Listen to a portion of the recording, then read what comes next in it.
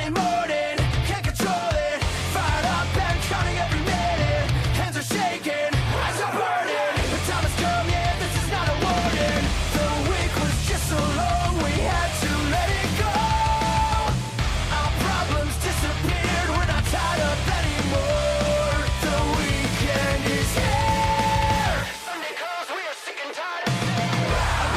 Up and down, can you feel it? Up and down. People forget I've been doing this for 18 years. People start talking. Am I going to stop?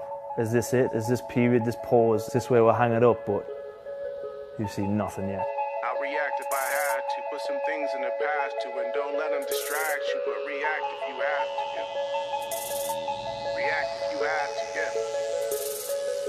Don't know the time, yeah. Just know that I'm, yeah, one of a kind, yeah.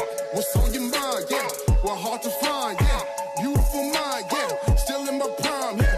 Just know that I'm here. I think most wrestlers have responded to lockdown by diving into Instagram, leaning the phone against the wall when they're doing their pretty lat pull downs and the bicep curls, and yeah, you've got a nice set of abs, that's brilliant. You're going to look absolutely beautiful when your eyes are rolled in the back of your head. I don't video myself doing lat pull downs. I practice bouncing my shin bone off people's orbital bones and putting both eyeballs in the same socket. I'm focusing on me. I've got the best coach that I could possibly find. He's pulling me through my paces and making me fight myself. I'm getting fitter, I'm getting faster, I'm getting stronger. I'm absolutely in the prime of my life. I'm dangerous with both hands and both feet. Diligent in every single discipline that there is. Too many nights, yeah. Not feeling right, yeah. Too many nights, yeah. Not feeling right, yeah. I can't be still inside, still inside, still inside. I can't be still inside, still inside, still inside. This scene is full of pretenders.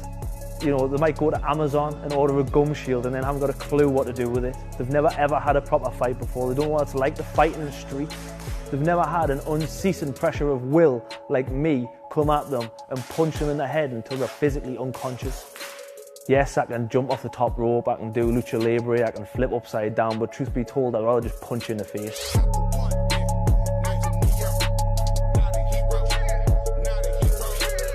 Everybody's bothered about going back to normal. It's not going to go back to normal for me. There is no normal. The past is a past. I will never go back to normal. You will never see the old Screwface back in the ring ever again. Get ready, because I'm a problem. Hey everybody, welcome to the Johansson show. It's today special guest, somebody that's going to be getting a lot of eyes on him in the Southside Heavyweight Championship tournament with Rev Pro coming up. Screwface Ahmed. Screwface, what's going on? Really excited to talk to you.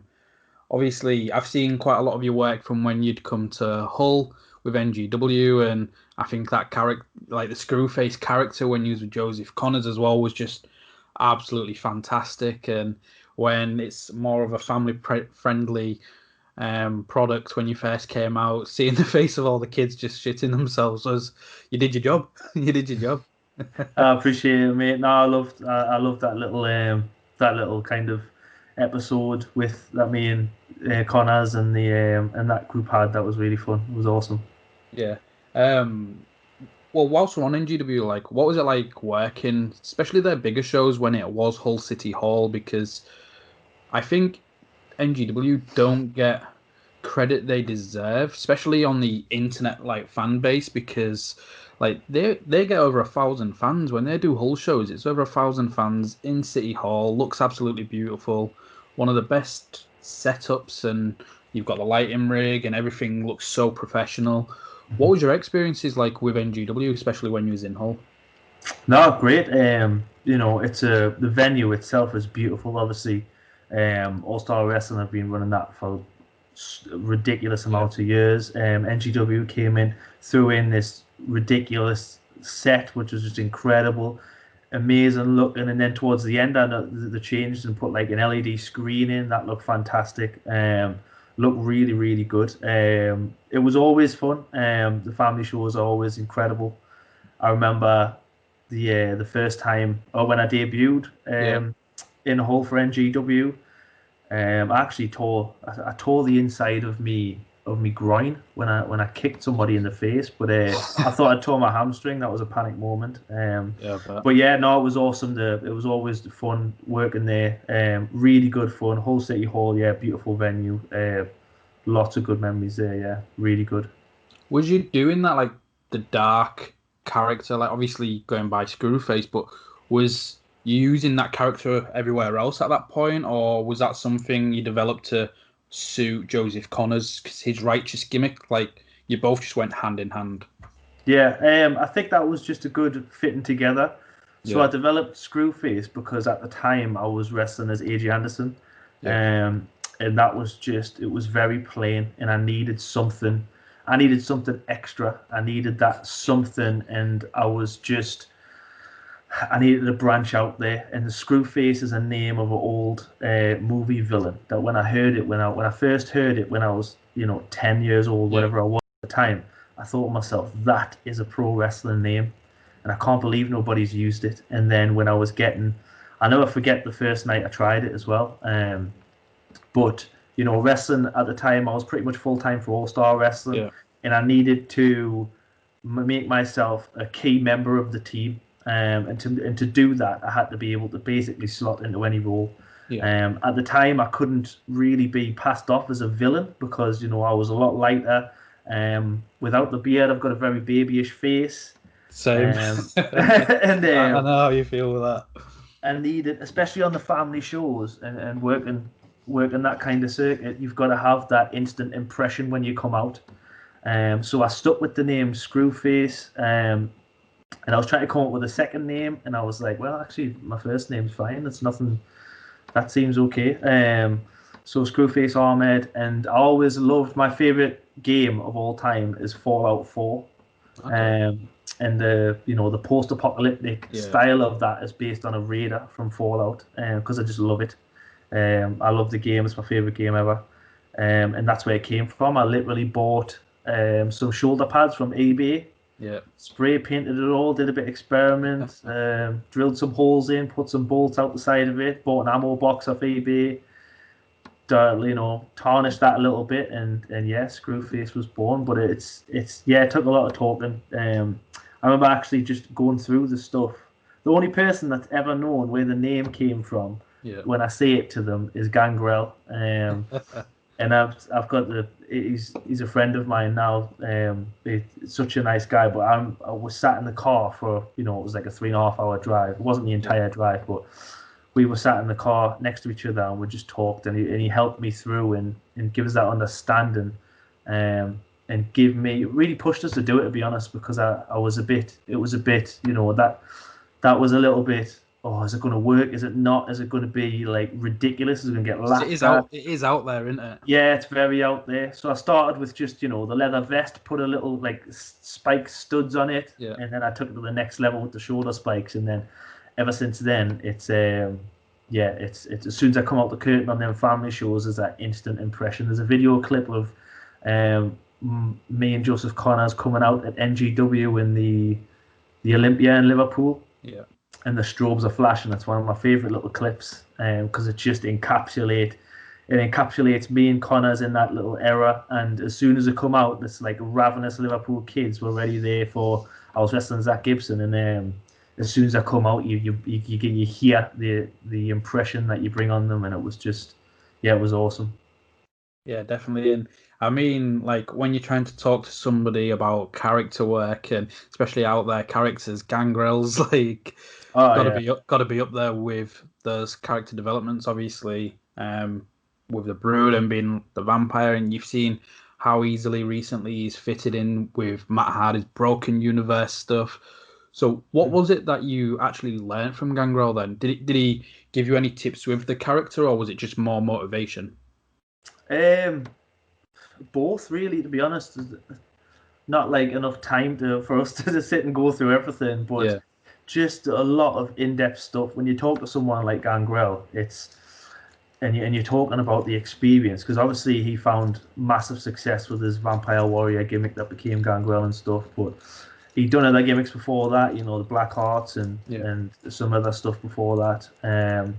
but he's really got that experience that it's, if you're going to go down this route, make sure that you do that, and then don't do this, because if you if you make that left turn, then this is going to happen. And it's like stuff at the time where you're just like, poof, and you can't, so many light bulb moments that it's like, oh, I hope I remember everything what he's saying here.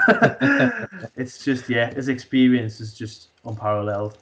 Yeah. Have you, obviously, with you both being with All Star, have you shared the ring with each other?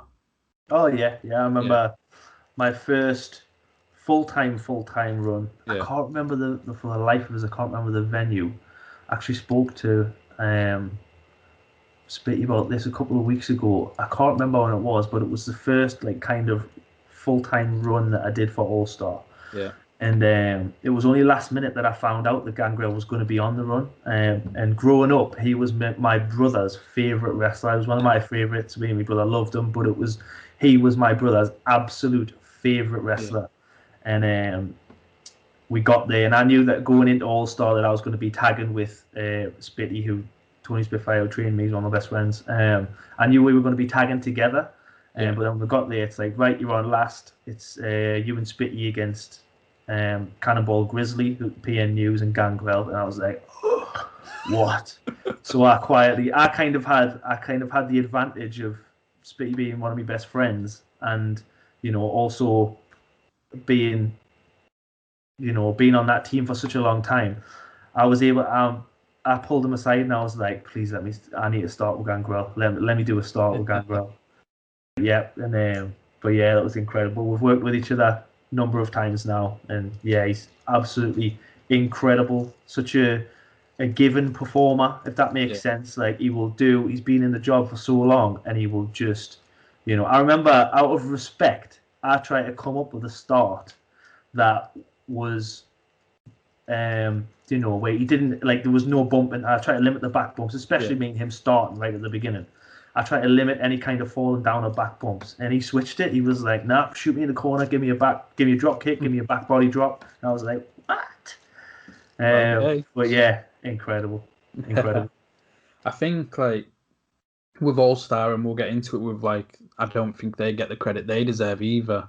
But for so many reasons, it's such an education. But when you do have people, like you mentioned, like PN News and Gangrel, like being a regular, being on the road with somebody like that, like at the beginning of us chatting like 5 minutes ago, you was just saying how invaluable it is, where you wouldn't be able to talk about how much you've learned from Gangrel because we just don't have enough time. And when you're getting more and more people like that, like, surely if you're an aspiring wrestler anywhere in the world, like obviously Chris Jericho, Bryan Danielson, they've all sang their praises on the camps, and then you've had the best the UK's got to offer on there. Mm-hmm. Surely, if you're an aspiring wrestler, that's got to be your goal to go to. Yeah, I think I've always said as well, when the Butlins camps kind of changed hands from All Star Wrestling to NGW in the last couple of years, and the reason that I've said that was a huge travesty is because All Star Wrestling in the summer, nobody on the planet was working as much as us. Yeah. Nobody in any country at any level. We would get once you'd get wrestlers from all over the world literally throwing their name in a hat, just trying to beg to get on the camps and work for Brian, because the work was so frequent. There was that much work. There's an old story of Brian being on the office phone around. I obviously wasn't around at the time, but around 2002-ish, and he kept.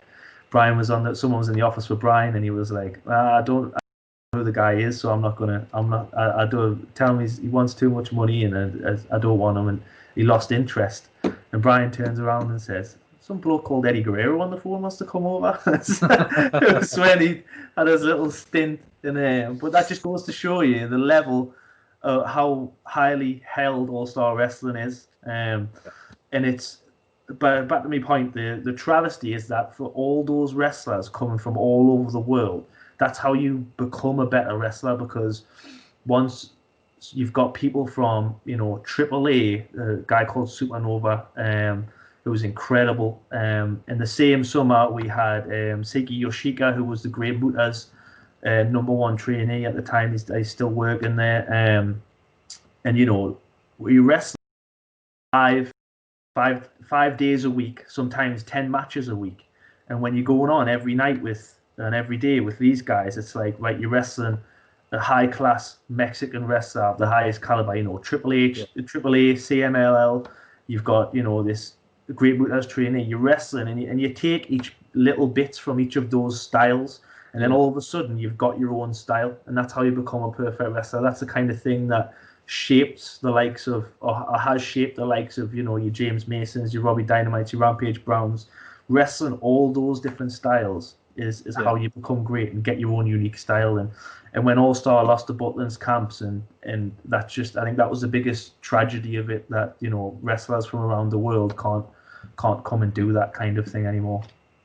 Yeah, because although I've seen the positives of that, like from people that I know getting more work within the NGW a lot, it is very much the NGW a lot. It'll be a lot of the crew that they'll use for the, say, actual shows of where they're telling the storylines and stuff like that, and then some more the extended. And I know if they get like one of the lads up, so like John Schuyler, when he came over, and obviously friends with Nathan Cruz, he'd be on the camps as well. So how has that changed with All Star then? Like, what is All Star's schedule like at the moment? If they don't have Butlins. So at the moment, obviously the same as everybody else, no one's got a schedule. But I believe there was still going to be running the Haven holiday camps, so there was still going to be a lot of work there. But it was kind of up in the air as to what was going on. I hadn't really heard anything, so I wouldn't like to say anything for sure, and fear of it not being entirely true. But yeah, still, you know, still running the town show halls, and still, again, that even when you look at not the international talent, the national talent at the highest level, your James Masons, your Joel Redmans, your Spitty, you've got just the knowledge there, and the people that you're wrestling there. It's just honestly just incredible. Yeah, I can imagine. Like, you said it where you're wrestling 5 times a week, or if not 10 times a week, and I've seen it where fans, and even sometimes where it's disappointing, where you see wrestlers like shit on the camp scene, and it's like, why would you? Like, I don't get it. As a fan, fair enough. If it's not your thing, it's not your thing. Like, that can't be helped. But as a wrestler, like, why wouldn't you want? And it's no disrespect to companies like ITW, Rev Pro, or Progress, or somewhere like that, where, yeah, being on those, it might get you a few new followers and stuff like that, and you may wrestle once a month or twice a month. But surely, like you said, even for the local talent with the likes of yourself and Joel and Dean Allmark, James Mason, surely you'd want to wrestle 10 times a week against people like that, because that's what's going to improve you. And it's no secret why WWE, they'll look at the camps. They'll look at the camps to see what talent they can get, because if you can make somebody that's never seen wrestling before have a reaction because they're just on holiday with their family, then you can make anybody that's switching on the TV get invested. Yeah. So for somebody that's worked like full time for you, like, how do you feel when people shit on the camps, whether it's somebody that's maybe worked and not being able to get over because they've got to work harder and can't just do a cheap pop for the smarter fans, or like, how do you feel when you've put your life to that? It's it depends on the source, being blunt, because, you know, it's, first of all, it's a flavor of ice cream, I suppose. You know, some wrestlers just don't like that style. Yeah, it is a particular style of wrestling. If you don't like that style and you can't fit in with that style, that's fine. There's no, I don't think there's any, you know, you can't say anything against that. Yeah. But as far as, you know, reps and being a seasoned performer and being able to go, you know, I remember one week being on Every Day with Robbie Dynamite, who was just this absolutely flawless wrestler, absolutely incredible. And just talking you through situations and showing you, like, really how to, you know, work as a wrestler and how to change if you know, if things aren't going one way and you need them to be going another way, and you do whatever you've planned and it doesn't work, so you've got to improvise and all of that kind of thing, like changing on the spot, working on the fly, all of that kind of stuff. That's where you learn it, because wrestling once every weekend or twice a month, you can't, if it goes wrong in the first time, you just say, oh, okay, we'll do it again tomorrow and it'll be better. So we can wrestle in a summer what takes some wrestlers 3 years to wrestle that many matches. So you can imagine what it does for your career and how much learning you can cram into just 6 weeks. Yeah, definitely. And I think that's why people do deserve more respect and acknowledgement of the work they do, just because they don't work for one of the, say, internet darling companies or anything like that. It shouldn't discredit. Like, there's so many people that don't get the appreciation they deserve for how good they really are, because they've only been working for All Star. And like, why would they change that when All Star are letting them work full time? Look at Dean Allmark, like 20 years just working for All Star full time. And yes, he's worked here and there, a bit like yourself, where you wrestle for these other companies, but his main focus has been All Star, because that's given him a good living, and he's wrestling more than anybody else in the world, apart from those that might be at WWE. But even then, that could be a stretch. Yeah, it's one of those, with the emergence of the internet and that kind of thing, and that kind of side of pro wrestling, it's shows on the holiday camps and that they don't exist. They never happen in the eyes of the internet world. And if you're an aspiring wrestler that has goals and things to go to somewhere like the WWE, or you want to be known, then that can be a problem nowadays. It's one of the reasons I had to really try hard to get away, almost not get away from All Star, but really focus on other internet style promotions, because I'd been wrestling a good few years full time for All Star Wrestling, and you flick over online and like 80% of people have never heard of us. And it's just like, when you've got goals and ambitions to go to bigger heights, and like I have, that can be a problem. So it's just you just gotta, there's a lot of people, you can moan about how things have changed and all that, but at the end of the day, you've got to keep up with the times, and it can be a crap reality, but that's the way it is. Well, it was one of those, like, because before I started like probably being obsessed with British wrestling and doing the podcasting, where I'm doing even more and more research, I always remember when you first came into NGW, and everyone was like, oh yeah, he's part of the Northeast, and I didn't realise that meant part of the training at Northeast. I thought he was just somebody coming through their academy, because I hadn't really seen much of you, and I was like, fucking hell, surely he's not from the academy, because he was just flawless. And then when I started speaking to people like Nathan, I was like, oh no, like, he's been doing this, and it's, again, like you've said it yourself, you knew that, so you're trying to get out there a little bit more with all these other companies, because again, the talent pool's just absolutely fantastic within All Star. So with NGW then, like, when did you start training for doing the training at Northeast? Because it was yourself and Rampage, wasn't it? Yeah, so Rampage was going to head up the school in the Northeast. I can't remember for the life of me what year this was. But yeah, he was, it started to get quite popular as the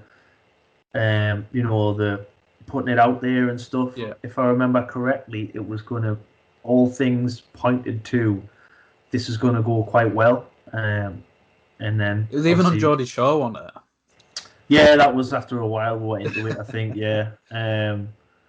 But yeah, it's he, Ollie, obviously a good friend of mine from the All Star camps and stuff, and is one of my best friends today. But at the time, he reached out to me and said, like, I need some help here. You live in the Northeast, like, it's perfect. Would you mind helping me out? And I was like, of course, yeah. I love training people. I love anything. And plus, like, if he didn't ask me to help, I'd be paying money every week to train under Rampage Brown, because Rampage Brown, that's what I don't understand about other people. Like, you can say what you want about, back then there was a couple of other places, and as time's gone on, there's been a lot more places crop up and you can, in my eyes, you can train you want. I've got no, oh, you train with us, but you can't train there. You can do whatever you want, but how can you sleep at night if you live within an hour's distance of the Northeast? You want to be a pro wrestler and you don't go and train under Rampage Brown. What is wrong? What is your major malfunction? I don't understand that at all. I would be paying money every week if he didn't ask me to do it. I don't blame you. Whilst you mentioned him, we'll talk about it because you was very pumped when the news of him with NXT UK came about, and obviously the only reason he wasn't there prior to this was his own, it wasn't what he wanted because of certain things from the past. But I always remember when he signed, and I was like, get in. The best wrestler in Europe signed for WWE now. Because to me, I think he has to be there when it comes to heavyweights. Rampage was, he's just the elite. Anything he can do. I saw him I think it'd have been last year he faced Joe Doran and Shuji Ishikawa in Nottingham. And I was like, this just shows how good he is. He deserves to be in Japan. He deserves to be everywhere else. But for somebody that's been sharing the ring with him, what's it like when you are actually facing Rampage? Because it looks intense as fuck. It's outstanding. There's nothing, he's one of them wrestlers that, sometimes you get in the ring with somebody and it just clicks.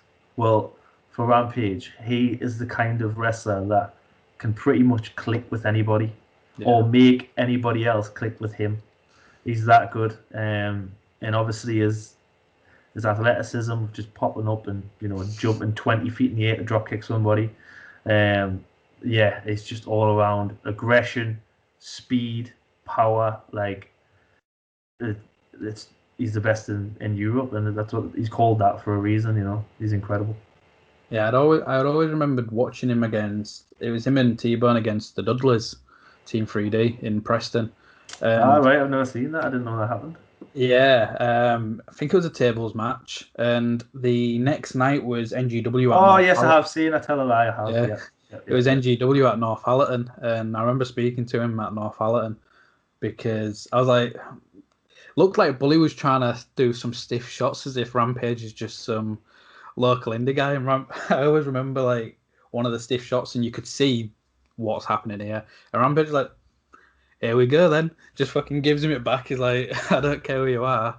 And I was speaking to him, I was like, I was like, he gave me it, so I gave him the receipt.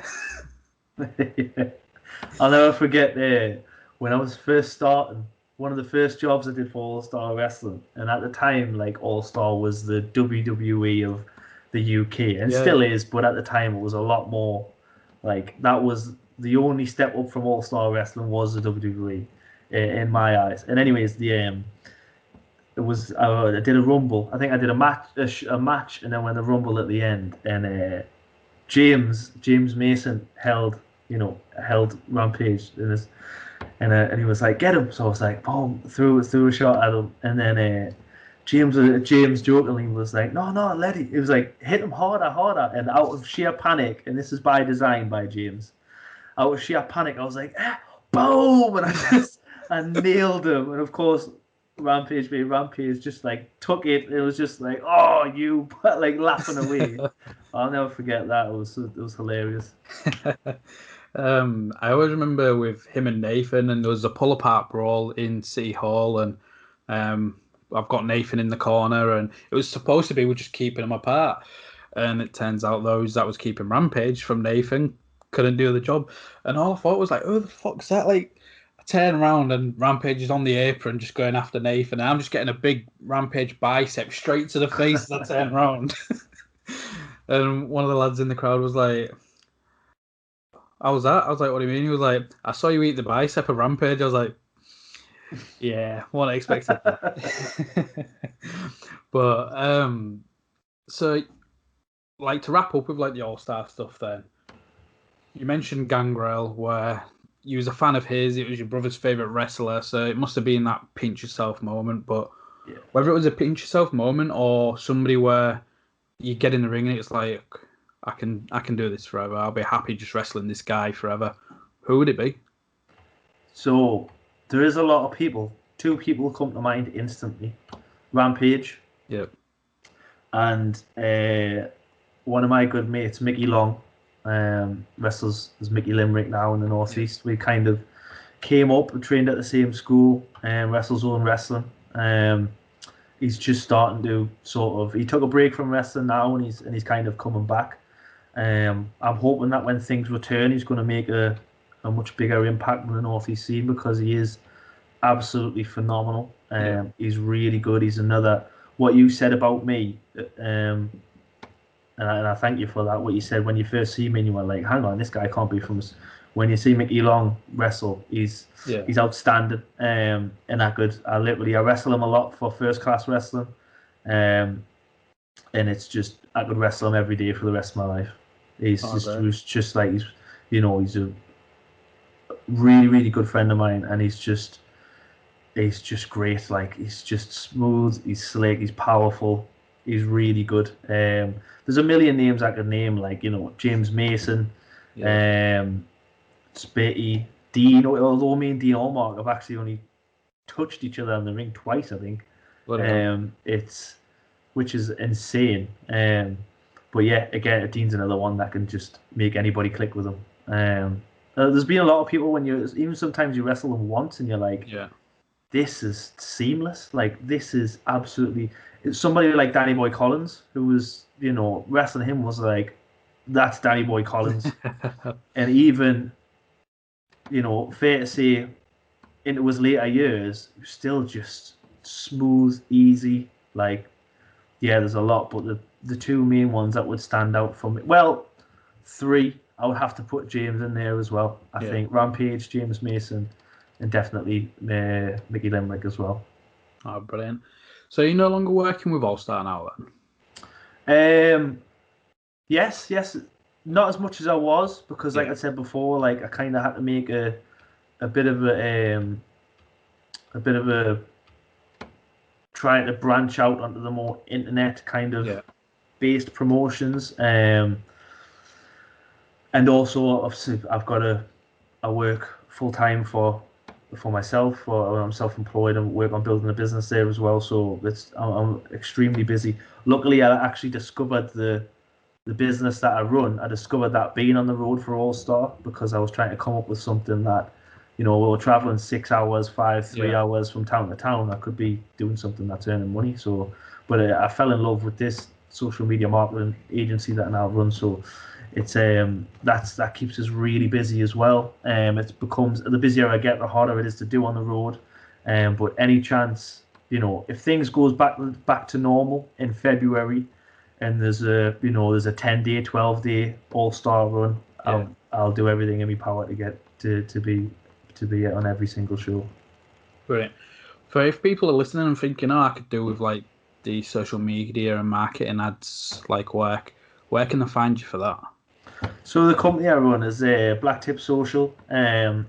We primarily run ads for e-commerce businesses that are roughly doing around 20k a month in revenue. So it's quite a specific customer base that we've got. But yeah, Black Tip Social. Get in touch with it, blacktipsocial.com, and you can find one on Facebook and stuff too. Yeah. So with you saying you made that conscious decision of, right, I'll still work All Star, but I need to reduce the dates because I want to work for more of these like internet popular promotions. What was your thought process behind that? Like, why? What's the ultimate goal that you wanted to gain from doing that? So obviously, I've got goals to get to places like WWE or something similar, and it was very much.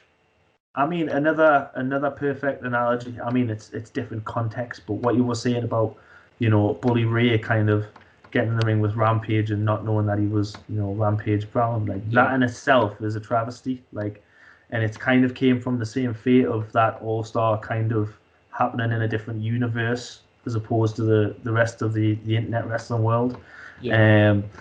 It's just a case of getting out there, and you're working 5 nights a week, and you're solving something, and then somebody throws puts a clip of them doing you know, I don't know, a backflip, and all of a sudden they're a better wrestler than you, according to the internet. And that stuff used to bother me back in the day, but now, when you know, as you get older and you learn that it's just human nature, and you know what I mean. Like, it's if they've put that clip on there because they're trying to promote themselves and they've done well, so you know, props to them. Like, I don't have time to dislike anyone these days. I get on with everybody. I don't have time for that. And there's context to everything, right? They're doing it for a reason. They're doing, you know, fair play to them. Let them go on.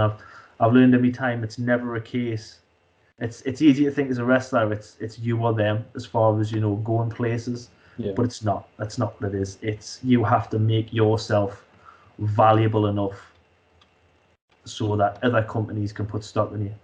Yeah, and definitely. If there's 10 people that do that, then all 10 of them are going to get paid a lot more or signed it to a big contract or whatever. But it's not you or them. That's how I used to think of it. But I've seen the light. No, I can imagine it's hard. I think people in any profession can be like that, where it's like, well, why is this person getting recognition when they've done one thing but they sit on their ass all day at work? And I get it. Like, with wrestling changing, there's so many different avenues now, whether it's NXT UK or actually NXT. Obviously, we've seen the likes of Pete Dunne, Grizzled Young Vets. They've started in the UK brand and now they're over in NXT in America. So then that, again, it's like a rotating system. People go out, they need to be replaced.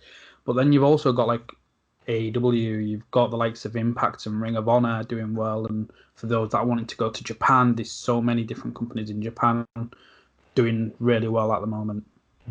What's your favourite style of wrestling, though? Because, like, again, people can do this backflip and all of a sudden be a better wrestler than yourself, according to the internet. And you do have the people where the no-selling spots or everything's a million miles per hour, or the strong style where it can be, right, you might as well just have a shoot fight, or you've got the catch wrestling, storytelling. What's your preferred as a fan and then as a wrestler? To be honest, I'm pretty much a fan of most styles of wrestling. It's kind of like the mood. I was hooked on wrestling by seeing Hulk Hogan when I was like 2 years old or whatever it is. So I always prefer the bigger, not so much theatrics, but you know, moments in wrestling, like the biggest moments. And the more often than not, they have nothing to do with wrestling. Like, it's not a move or a hold or anything like that. It's just something that happens. An example I always give to people at the training school is that WrestleMania where Undertaker wrestled Bray Wyatt. Pretty much the only thing anyone can remember from that WrestleMania was the crab walk and the sit-up. Yeah. Same for the Undertaker-Lesnar match. That match, the Undertaker-Lesnar match at the SummerSlam, that was a hell of a match. But as soon as you think about it, you think about them laughing, facing each other. Like, and it's like, that's what that style of wrestling is now. Yeah.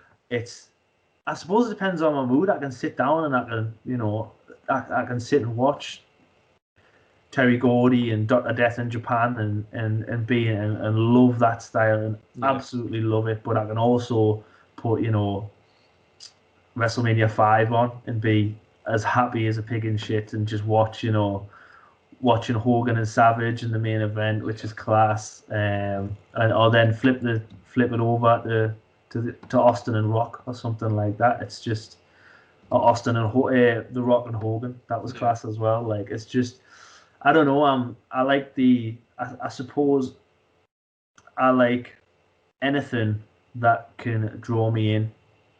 Whether you do that with violence, whether you do that with, you know, you can do it with flips if you like, as long as you draw me in and I'm in and I forget about anything in my peripherals and I'm just focused on that, then that's what I enjoy. Yeah, I get it. Like, especially in the UK, seeing when you had the likes of Pac and when Mandrews and Ospreay was first coming out, nobody else was doing that style. So it was like, oh wow. But then now you can watch a show where everybody's doing it and it's really impressive, but you get like climatized to it and you get drawn in. Whereas those moments, nobody can duplicate that. You can't. Yeah. Not everybody is capable of doing those moments. I don't think, and yeah, I've got to agree that draws me in the most. Yeah, it's those little moments that hook you on wrestling, like, I mean, those moments can be moves, but more often than not, if a move's involved, it's because of how it makes you feel at that time. Like when Hogan slammed Andre had been slammed a million times before that, but it had been built up and everyone said that he couldn't do it. And even though that's a move, it's about that he was told that he couldn't do the move, and the whole Undertaker sit up, and when Undertaker and Triple H did the Cell match at WrestleMania, and I think Triple H, he gets rid of Shawn Michaels and picks up the sledgehammer, and when he turns around, Undertaker sits up and he drops and he's like he falls backwards. It's them kind of things for me that just hook me. It's like the people's elbow. If The Rock does the people's elbow but doesn't take off the elbow pad, what's the point? Yeah.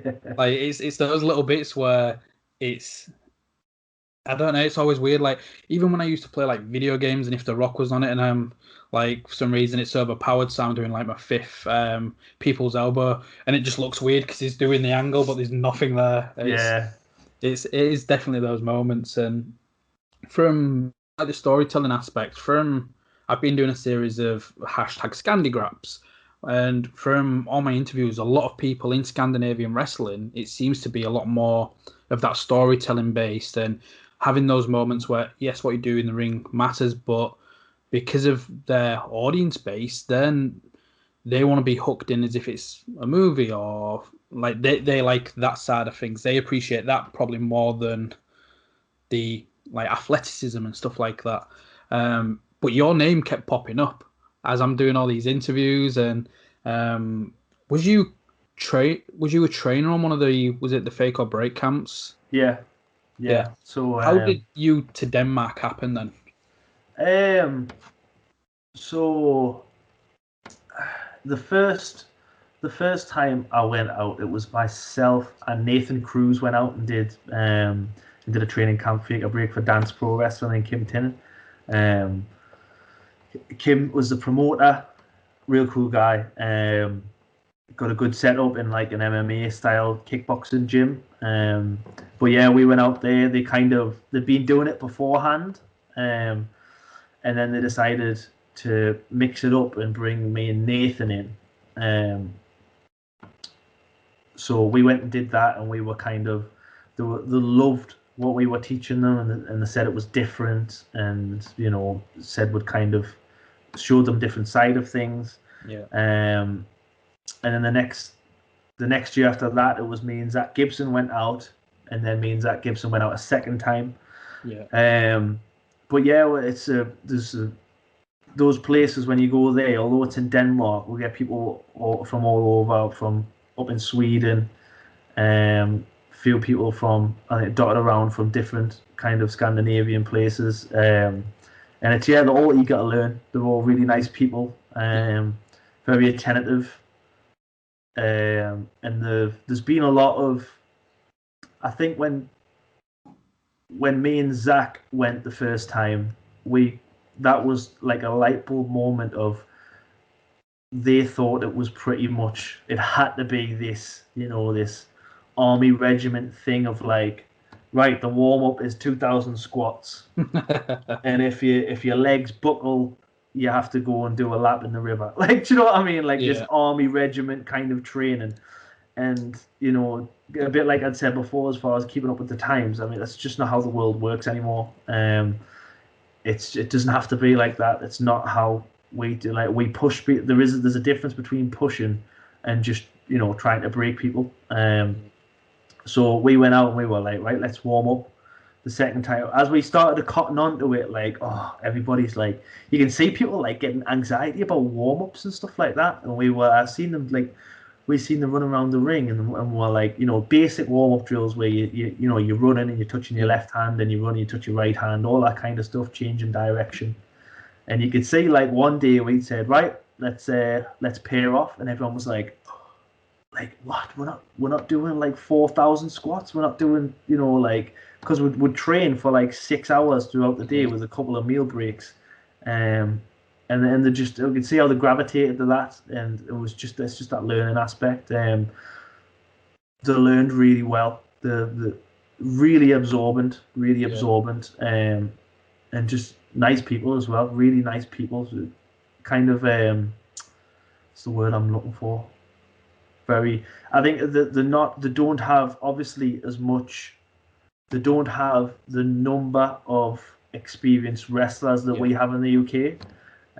So obviously when you go there and you've got people in those camps from Denmark, Sweden, Finland, Norway, all those kinds of places, they're very grateful, and they're like, yes, this is what we've been waiting for all year. And it's like, takes you back a little bit, but then you get to know them, the cool people, and by the end of it, like, you can see how much people have improved, how much better wrestlers they are at the end of that week, and that's the most satisfying thing you could ask for when you're training somebody. Brilliant. Like, I get it. Like, from the interviews, people have mentioned there isn't that many people that have got that experience, or especially because with the politics in Danish wrestling was quite sour and kind of like divided, where it was people had only wrestled for one company and then people had only wrestled for the other, and that's been changing over the years, and Danish wrestling's growing for the better of it. Is that something you want to do more of? Like, I know you did, is it Maximum in Germany? Yeah. Is that more that you'd like to do, is like traveling to like Sweden and Denmark or Germany wrestling? Oh yeah, I've had nothing but positive experiences throughout. Like, and last year, it was this time last year, actually went out to Sweden for Svensk Pro Wrestling, which was incredible. That place was absolutely rocking. That was an awesome experience. But yeah, obviously as a wrestler, you'd like the dream, travel the world and wrestle all over the world and all that kind of thing. But those places, although I'm not exactly privy to any of the politics that are going on, just because probably because I don't ask. Because once you ask and you know things, it changes things, and I just want to get Stay on oblivious with and myself. Just go there and have fun. Yeah, but yeah, I'd love to go back out there, not just to see some of the people again, because there's some really awesome people out there. Some of the wrestlers out there that have just got bags of potential, like really good potential. I'm trying to think to see who's a couple. Nitro Green and Raven, they're two really good lads. I think Raven's changed his name though, so that could be. They're both doing so with Dansk Pro and CCW. They've been known as Nitro Green and Raven, or Round, how they want to pronounce it. But then with Body Slam, they're both working a different character.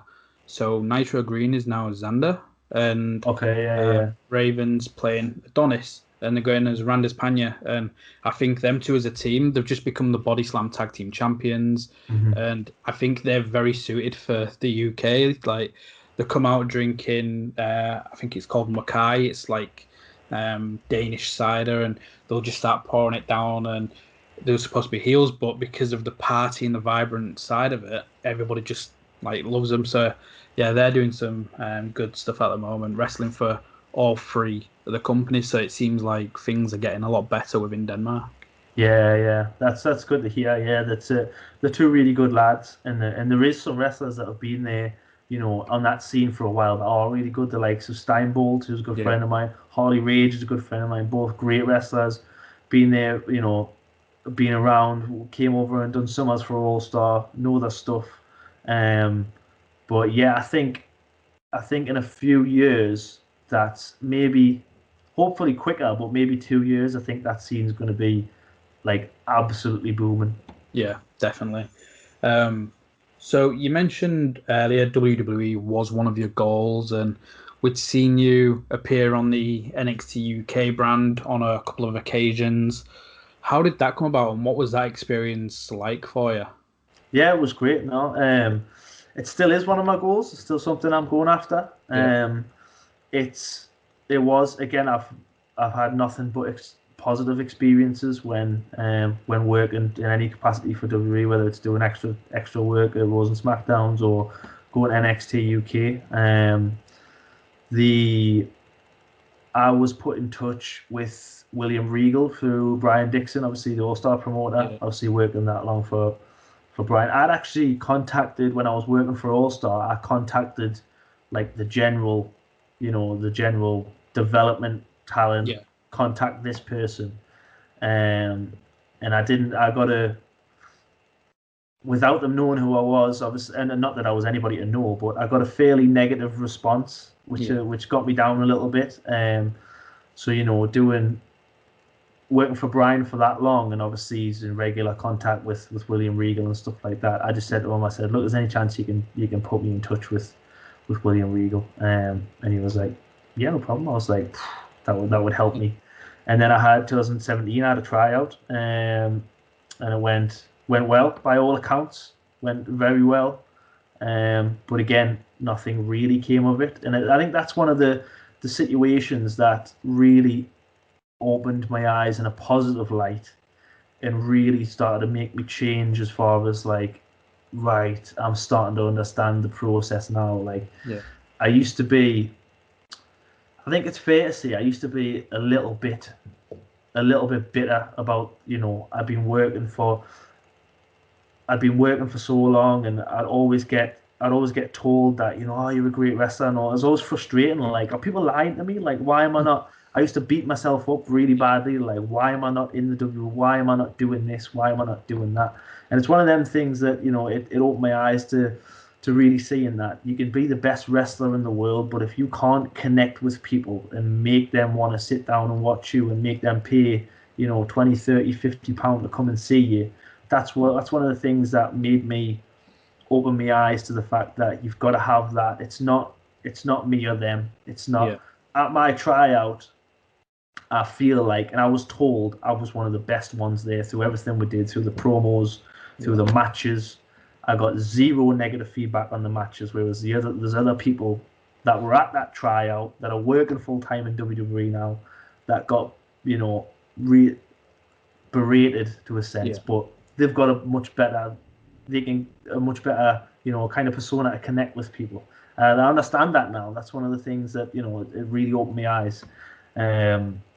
So yeah, it's just, I've had nothing but good experiences there, and it's just continuing to develop to try and make them. And I've said on podcasts before, like, if I never make it there, then that's my fault. That's I've not so much as that, it's my fault and I'm crap and I'm a terrible wrestler, blah, blah, blah. But I've got to make them see that not just potential, but I've got to make them want me enough and make them see that I can do these things. If I don't do that, then I can only blame myself. It's nobody else's fault. It's not, it's not other wrestlers taking shortcuts. It's not their fault. It's not anything like that. But also on the same light, it's not the be all and end all of my life. Like, that's why I used to get so down, because it was like, if I don't go there, my life is over. This is all I've ever wanted. Like, that kind of sort of, I suppose you could, label it as a mental health thing, although it's not. I don't suffer from mental health. I don't claim to suffer from mental health issues. So I'm not going to, lean on that. But it can affect you mentally, is the point I'm trying to make. But once you, sort of sit back and take in pretty much everyone that I love is healthy at the moment. So, that's important. I'm gonna give it my best shot. If I make it there, amazing. I'm gonna do everything in my power that I can do to get there. If I don't, I'll take great pleasure in training others and helping others to get there. It's fine. Yeah.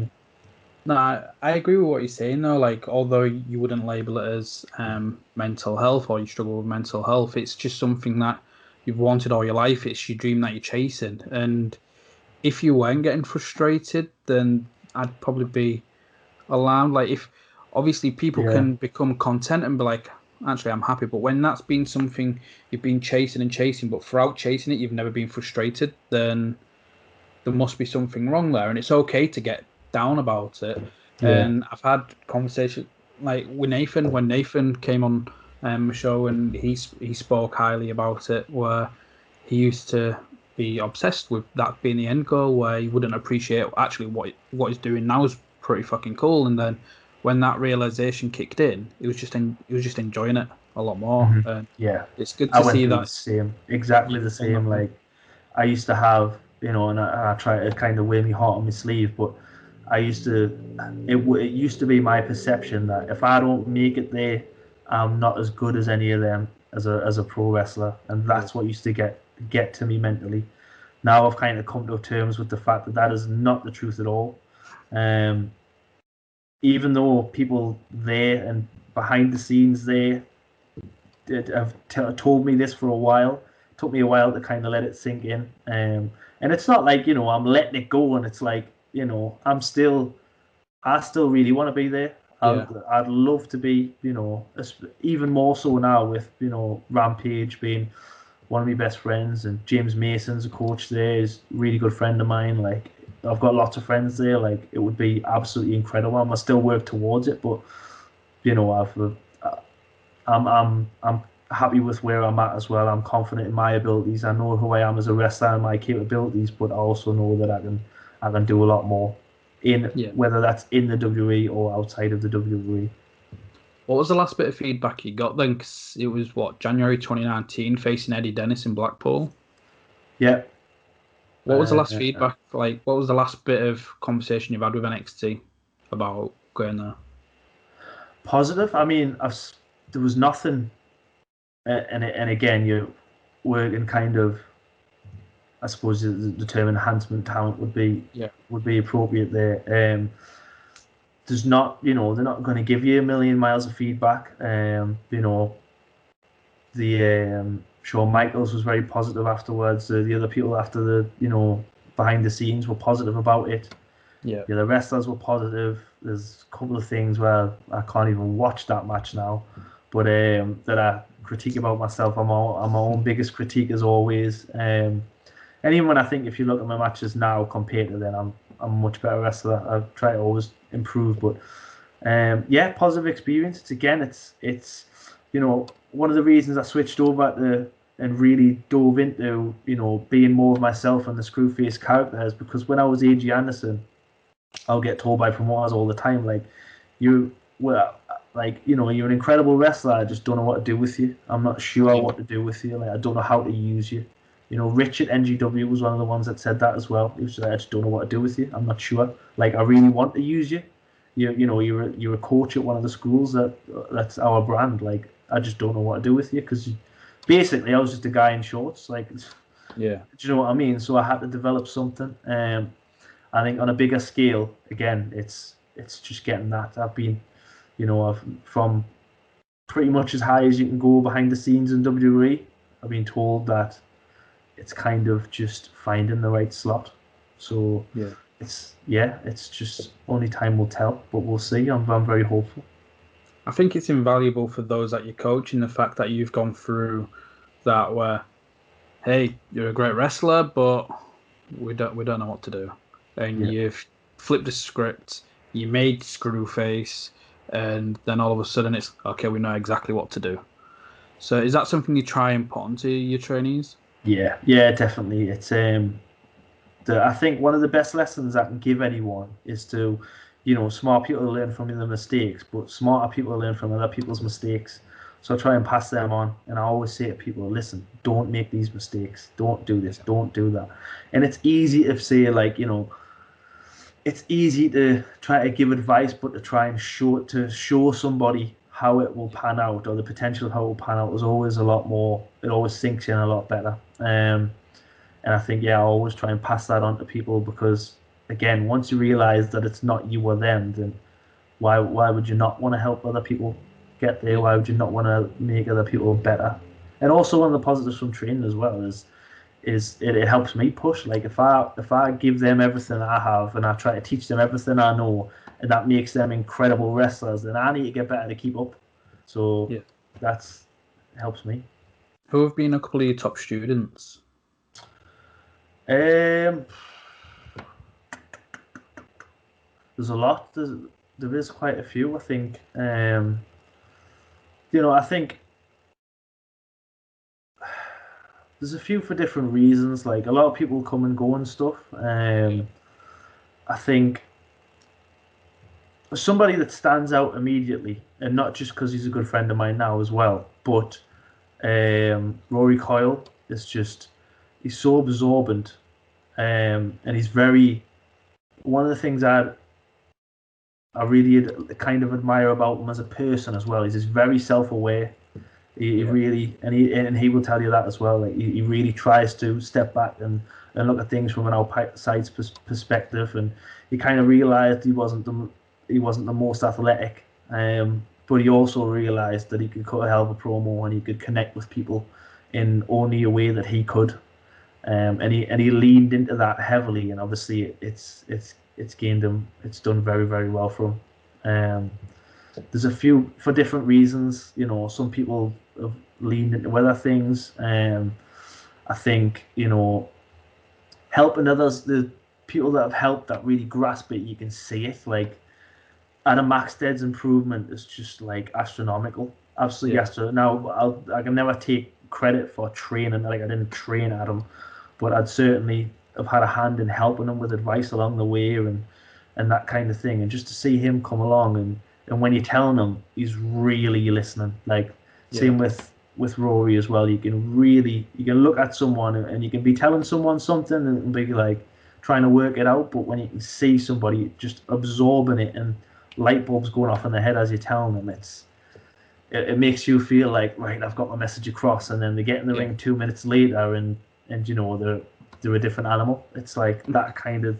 Luke Menzies was very good as at that as well. Like again, can't take credit for training Luke whatsoever, but he's one of the people that you tell him to do something and he does it first time easily. It was so unfortunate on his injury. Oh, crazy, just a freak accident. But he's a really strong, physically and mentally strong person. So, you know, I think he was about to get pushed to the moon, and I think it'll still happen because he's just phenomenal. He's just really good, and he's not even close to his prime yet. I don't think either. I think he's going to be phenomenal.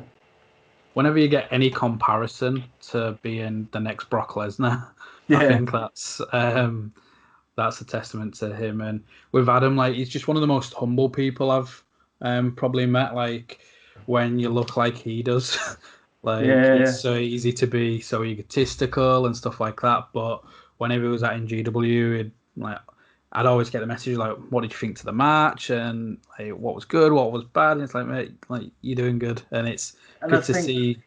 I think doing really well. Yeah, for sure. And I think that's a testament to the image that he puts out. Like he's good at his character. Do you know what I mean? He's really good. The question that you asked there, like who stands out the most? I'm petrified now that I'm just forgetting about people, but because there's a lot of them. But yeah, those kind of stand out the most. I'm petrified of. There's loads I could mention. Don't take it personally if he's not mentioned. I did put him on the spot with that one. Everybody's well aware of my memory. Yeah, everybody's well aware of my memory capabilities or lack thereof. So, yeah. So, question for you then. It's clear to see coaching's passionate. If WWE is like, look, in terms of being on screen, in-ring talent, we haven't got anything for you, but would love you to be full-time coach. Would you do that if it meant giving up your in-ring career? Would you go be a coach at the Performance Center? I don't know if I'm honest. I think there's a lot of outside factors as well. Obviously, I'm not in. There's a lot more to being a coach there at the Performance Center than just telling people to do rolling drills in the ring. There's a lot more that goes on. Very, very intrinsic stuff it takes a lot of work and requires a lot of time. So I would never want to dive into any kind of role, especially at a company of that magnitude, like without being all in. So, and obviously I'm building a business on the side as well. So I suppose I'd have to take everything into account. At the time, I do love training people, and I feel like I am really good at training people and communicating that, and just communicating things to people individually. But I don't know. It's something I would consider, but I think it would just have to see what's going on at the time. Yeah.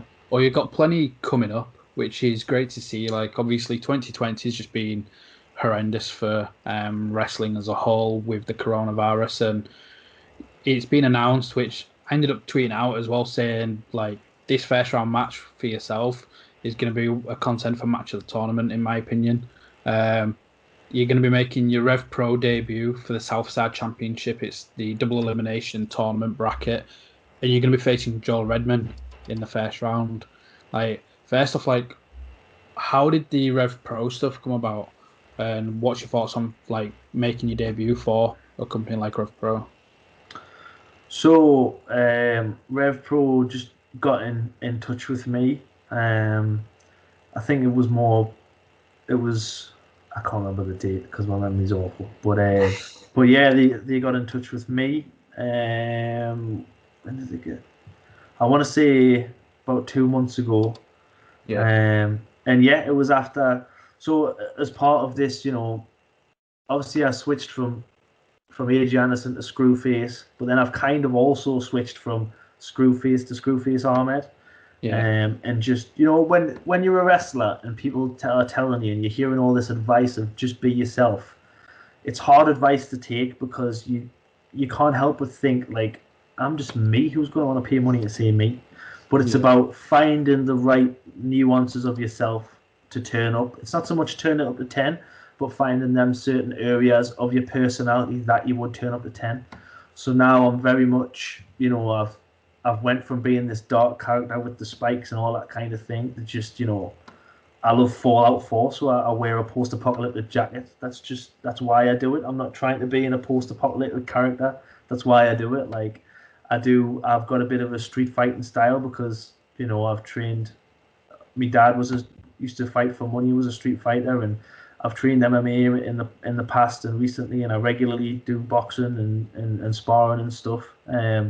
So it's kind of, that is me, and changing from dark ominous music to coming out to like heavy hip hop music, like that's the music I listen to. I pretty much only listen to hip hop. It's just it's diving into that and figuring out which parts to really turn up. So whilst doing that and whilst trying to show people that, look, this is me, I was creating. I got in touch with a video guy who was exceptional in the Northeast, and I said, look, I need to introduce everybody to me. Because there's some confusion of this dark character to this. Now I'm not so dark, and I'm on the microphone all of a sudden. Like, I need to get out there. Like, this is who I am.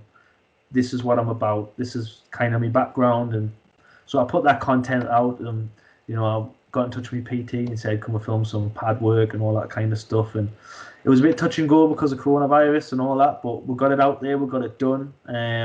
People enjoyed the content, and when it made its way to Rev Pro, I think they'd seen it and then got in touch with us and said, look, we'd like to have you do this. And I'm like, let's think about it. Yes. So yeah, it's going to be, being in the same circles as Joel Redman in All-Star Wrestling for so many years. We've really wrestled, and we've had one match together, I think, maybe two, and one of them wasn't even for All-Star Wrestling; it was for First Class Wrestling. But yeah, it's just phenomenal. Joel Redman is somebody that I would love to see in NXT UK. I think, and I've said, and I actually said this to Joel the last time I seen him as well. Like, and I think somebody like Joel Redman could go there, and much like Rampage, would make not just the product better, but he would help make everybody wrestles better. Yeah. He would bring everybody else up with him. That's the kind of wrestler he is. Yeah, and and he came on your podcast on this show as well, and admitted like some of his faults in the past and stuff, and it takes a hell of a bloke to do that, and hats off to him, and I really hope he gets there, because I think he would be a massive addition to the brand. I think he'd be really good. But yeah, I'm looking forward to seeing that. Looking forward to beating him up and kicking him in the head and taking Rev Pro by storm. That's the only thing. I don't want to go in there and just being in a part of the show. I want to go in there and really take it, grab the bull by the horns and shake the promotion a little bit. No, definitely, and hopefully it will lead to more things for you, because again, that style, both yourself and Joel. That's the reason why I said it's going to be match of the tournament contender right there, and hopefully you'd get more opportunities going forward with Rev Pro. Obviously, they're bringing some of the best talent across the world as well as in the UK, so it'd be good to see as you're breaking out to this audience. I think it'd be the perfect place for you, because I know there is the likes of like Progress and ICW, but I think for your capabilities inside the ring, which is what you're trying to tell as well in that video package, is I think it'd be really suited for what Rev Pro do and their product. Yeah, if hopefully, in a few months' time when things go back to normal, if they're running York Hall again and that's sold out, and somebody from Japan or anybody of that nature wants to get it, they can get their heads bounced off the canvas as well. That'll be a lot of fun. Definitely, and especially since the acquisition of Southside Wrestling, I know they're wanting to still run the venues Southside used to run, which means shows in Sheffield and further up north. I know they've been doing like Manchester and stuff, so hopefully it will, even if it's opening more doors for you to do stuff in the northern side of it to begin with. Again, it's like, without blowing smoke, you deserve it. For your body of work and your capabilities in the ring, you do deserve to be thrown out there, like, to and show everybody what you're capable of. The fact that people like yourself, and again, even Rampage, when I tweeted about saying the best wrestler in Europe, she signed for NXT UK, there's people laughing, and I was like, how blows your mind, doesn't it? You can disagree, but to do laughing emojis, like, that's far-fetched for me, and that's, I think, some like ignorance and stuff like that. Obviously people have different tastes, but when it comes to in-ring, again, yourself included, you're all killing it in All-Star. You can't wrestle that much in your career and still be shit. I hope so. Otherwise I've got no chance. So what other goals do you have then to like wrap things up? You've got the WWE, but even if it's just like locally, is there any smaller goals? Is there anybody you're wanting to get in the ring with that you've not shared the ring with yet, or maybe not wrestled as frequent? So goal wise, I definitely want to, I'm certainly not looking to just be another to fill a gap in the Rev Pro roster. I really want to shake that place up, and I've got all intentions to do so. But on a local level as well, I've got in the Northeast, I'm the rightful owner of the First Class Wrestling British Heavyweight Championship, and Dean Allmark's going to get it soon. So I can't wait to beat his head in a little bit. There's the North. North is somewhere that I've grew a passion for, North Wrestling. I want to be. There's actually nobody from the Northeast has held that championship, and I want to absolutely beat the snot out of Spike Trevay and bring that championship home to the Northeast. I want to reclaim the MEW Heavyweight Championship. People forget that I'm the best wrestler to ever be their champion, but we'll leave it at that. I will be again. And again, like other places, I'm not really sure what's going on with some promotions that have, some places are not really sure if they're run again and stuff like that. And you don't really know what's, being busy outside of it. It's hard to keep up with all the madness that's going on. But I've done it enough. I've filled the gap on a card enough times in my younger years. Now I'm looking to really rip it in half and just absolutely shatter orbital bones everywhere I go. So it's anywhere that's got a belt, I want it. As far as people that I haven't wrestled before, there's quite a few people. There's quite a few, but people I'm trying to think of people that really stand out. Like, I enjoyed wrestling TK Cooper. If he comes back over, I'd like to mix it up with him again. There's a few people in Rev Pro that I'd like to get my hands on as well, that are really good wrestlers. The likes of Ricky Knight Jr., Dan Maloney, all those kind of people. Mad Kurt, I'll mix it up with Mad Kurt. That shouldn't take long. I can't wait for him to absolutely rinse me because of this now. But I'm gonna literally it's get that gonna snippet and get it on Twitter. it's gonna it's a bit like the DDP and Undertaker. Make me famous, Kurt. Mad Kurt, make me famous. Yeah. I'll try my best if Mad Cat can't. Yeah. But yeah, no, there's it's no secret that the British scene is just continues to produce like dark horses of talent, and there's some Northwest talent. The young guns, they're incredible. I'd like to get my hands on those guys and clatter their heads together. But yeah, there's anyone and everyone. It's a little bit I don't want to be bland with it, but I don't know. Who do you think? Let's have you throw some names in the hat. I'm turning the tables on you now, mate. I'm asking you questions. I think that's the first time that's ever happened.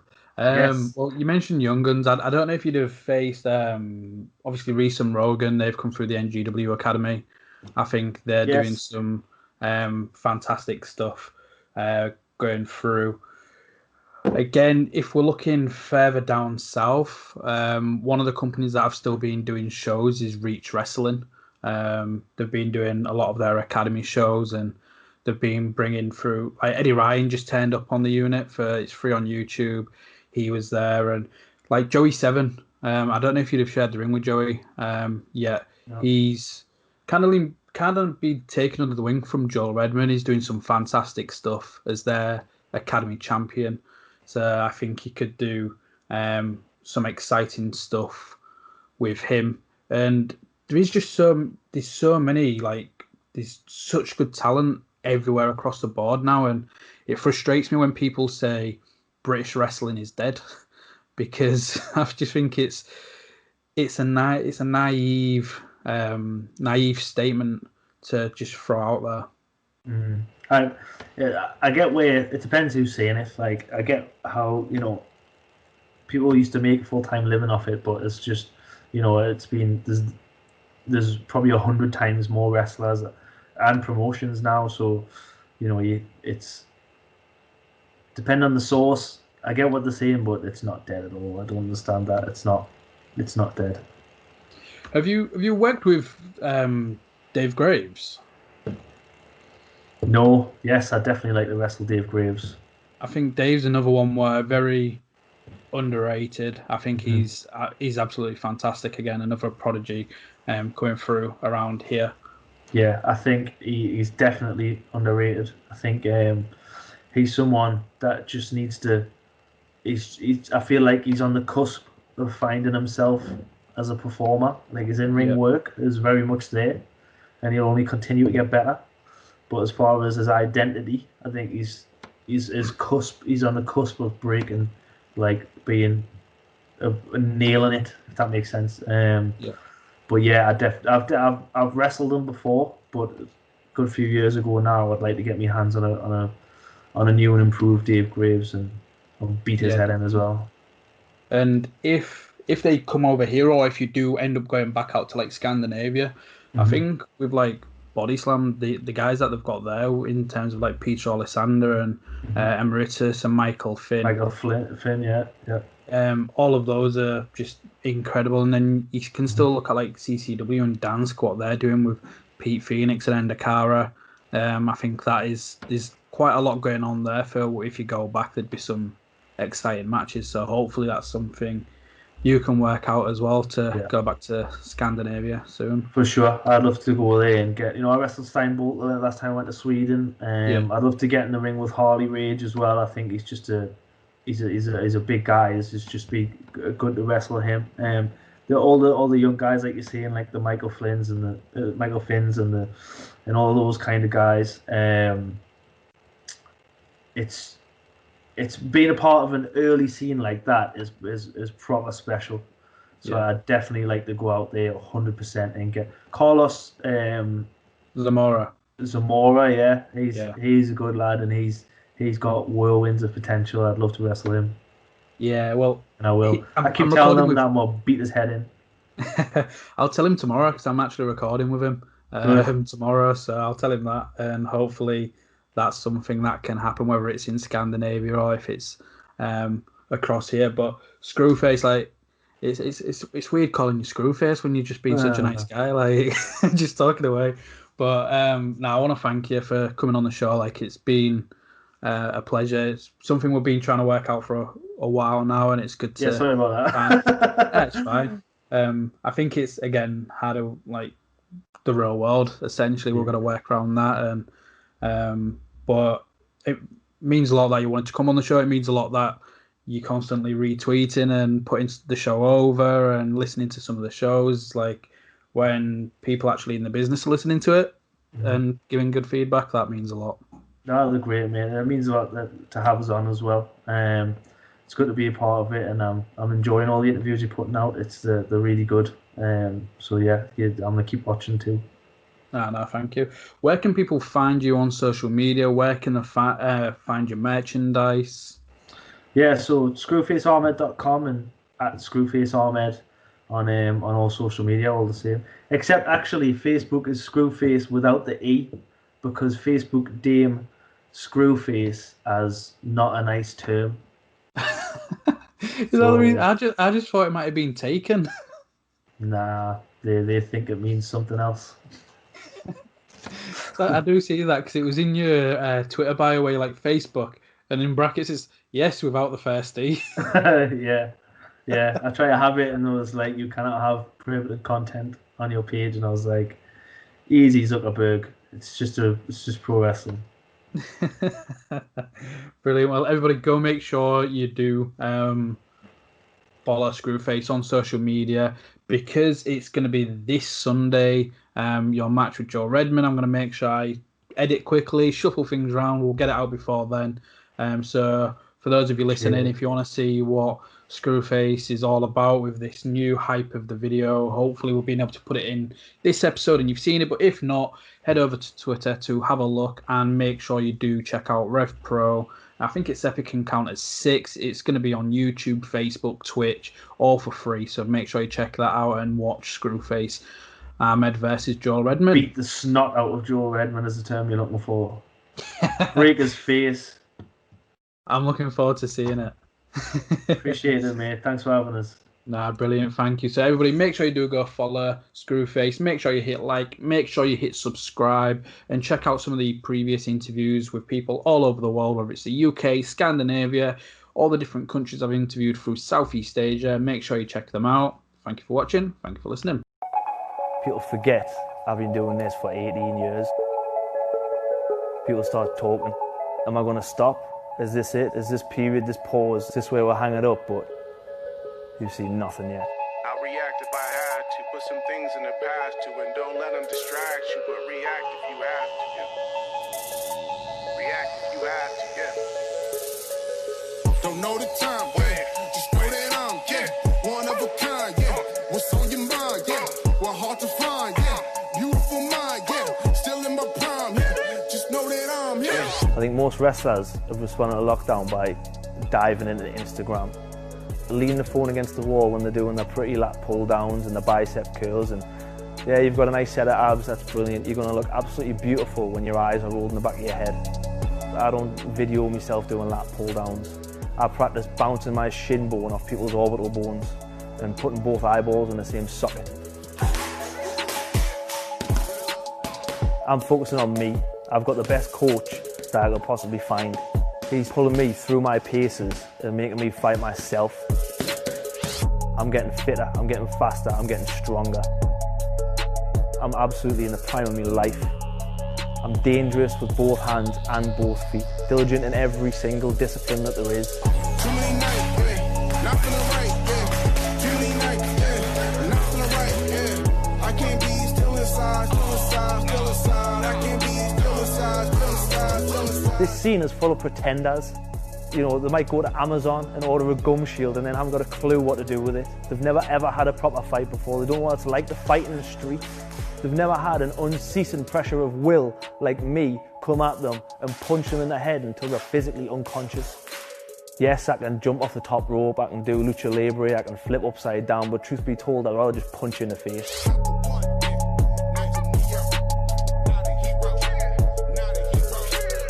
Everybody's bothered about going back to normal. It's not going to go back to normal for me. There is no normal. The past is a past. I will never go back to normal. You will never see the old Screwface back in the ring ever again. Get ready, because I'm a problem. Friday morning, can't control it. Fired up and counting every minute. Hands are shaking, eyes are burning. The time has come, yeah, this is not a warning. The week was just so long, we had to let it go. Our problems disappeared, we're not tied up anymore. The weekend is here. Sunday calls, we are sick and tired of